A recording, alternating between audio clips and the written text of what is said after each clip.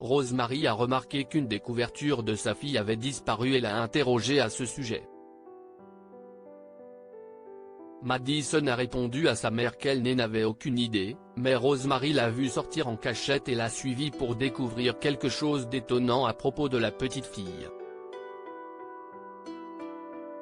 « Madison, où est ton doudou rose ?» demanda Rosemary à sa fille, qui s'amusait avec ses jouets sur le sol de sa chambre. Rosemary avait rangé le linge de sa fille dans les tiroirs et s'était soudain souvenue de la couverture. Elle ne l'avait pas vue parmi les autres vêtements sales. Je ne sais pas, a dit la fillette en haussant les épaules et en se concentrant sur ses jouets. Tu es sûre? Je ne sais pas, maman, a dit la fillette de 8 ans en levant la tête et en fixant Rosemary avec ses grands yeux innocents. Rosemary n'avait aucune raison de douter de sa fille, elle acquiesça donc et continua sa journée. Maman, je peux jouer dehors? Bien sûr, répondit-elle, et la petite fille partit en courant dans leur jardin. Ils vivaient dans une banlieue d'Oakland, en Californie, loin de la ville et à proximité du cimetière de Mountain View. Estimant que leur quartier était relativement sûr, Rosemary savait qu'elle n'avait pas besoin de surveiller sa fille de près lorsqu'elle jouait dans le jardin. Elle a continué à nettoyer et à ranger sa maison pendant que sa fille jouait dehors. Quelques heures plus tard, Madison est entrée et est allée dans sa chambre. Comme Madison avait déjà commencé ses vacances d'été, elle jouait plus souvent dehors. Rosemary se réjouissait que sa fille ne devienne pas une enfant iPad. Elle a décidé de demander à son mari de lui acheter d'autres jouets ou équipements pour l'occuper.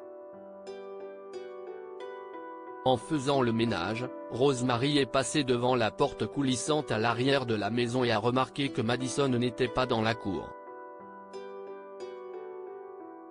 Madison, a-t-elle crié en poussant la porte pour sortir. Sa fille n'était pas dans la cour.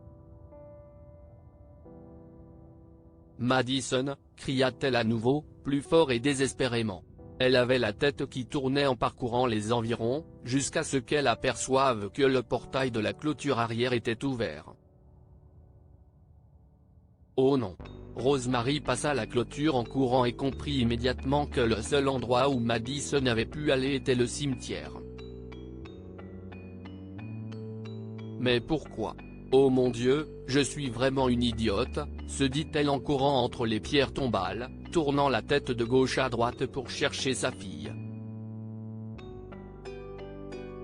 Madison. Madison. Madison. Enfin, elle la vit et ne crut pas ses yeux. La petite fille de 8 ans était allongée sur la couverture manquante et caressait un gros chien. Rosemary était enfin apaisée. Elle en voulait à Madison d'avoir quitté leur maison, mais elle croyait en une éducation douce. Elle s'approcha lentement de sa fille tout en réfléchissant à la meilleure façon de gérer la situation. « Maman. » Madison a levé la tête et lui a souri. « Regarde ce chien. Il n'est pas mignon? » « Oui, Maddy. Il est très mignon. Mais qu'est ce que tu fais ici? Tu ne m'as pas dit que tu quittais la maison, » a déclaré Rosemary à sa fille. « Je sais, maman.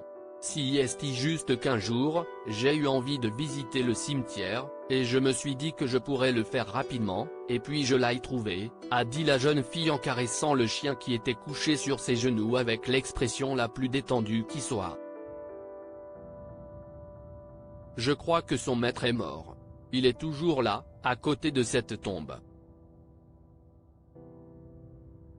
Je pense que c'était son maître. » Maddy pointa du doigt l'une des pierres tombales près d'eux. « Je vois, et tu as joué avec lui ?» demanda Rosemary. Sa colère s'était entièrement dissipée parce que sa fille allait bien.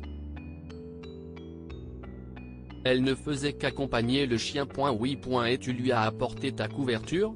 Désolé, maman. Je l'ai caché dans le jardin pour le lui apporter ici tous les jours, s'excusa Madison en pinçant les lèvres. D'accord, mais il faut que je la nettoie parce que je vois déjà des taches d'herbe dessus, expliqua sa mère. Je sais, mais il se sent si seul.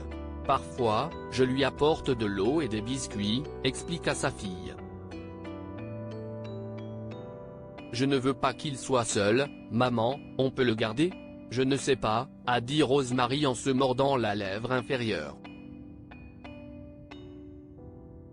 Je ne sais pas s'il acceptera nous suivre à la maison.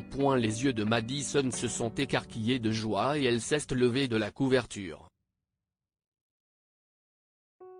Le chien fit de même et la regarda avec adoration. Viens, appela la jeune fille, et le chien ne répondit pas tout de suite. Rosemary ramassa la couverture, puis Madison et elle s'éloignèrent un peu. Elles se sont retournées vers l'animal, et celui-ci semblait prendre une décision importante. Viens, mon garçon, appela encore la jeune fille, et enfin, le chien les suivit jusqu'à leur maison. Ok, il semble que nous ayons un nouveau chien, a dit Madison en arrivant chez elle et en fermant la porte de derrière. Elle se tourna vers sa fille, qui voulait jouer dans la cour avec son nouvel animal. Je me demande ce que va dire ton père. Il va l'adorer, s'enthousiasme Madison. D'accord, ma chérie. Tu peux jouer. Mais nous parlerons plus tard de toutes les responsabilités que tu auras maintenant parce que les chiens ont besoin de soins et d'attention. Et aussi, je ne le dirai jamais assez, ne sors jamais seul, surtout sans m'en parler. Si est-il dangereux, ma chérie, insista Rosemary pour que sa fille comprenne. La petite fille acquiesça avec empressement, levant la main et croisant ses doigts. Je le jure, maman. Si est bien. Maintenant, il faut lui trouver des assiettes et de la nourriture. Et tu dois lui trouver un nom. Rosemary sourit. Elle a également pensé à emmener le chien chez un vétérinaire pour vérifier qu'il n'y a pas de puces de repérage ou d'anciens propriétaires.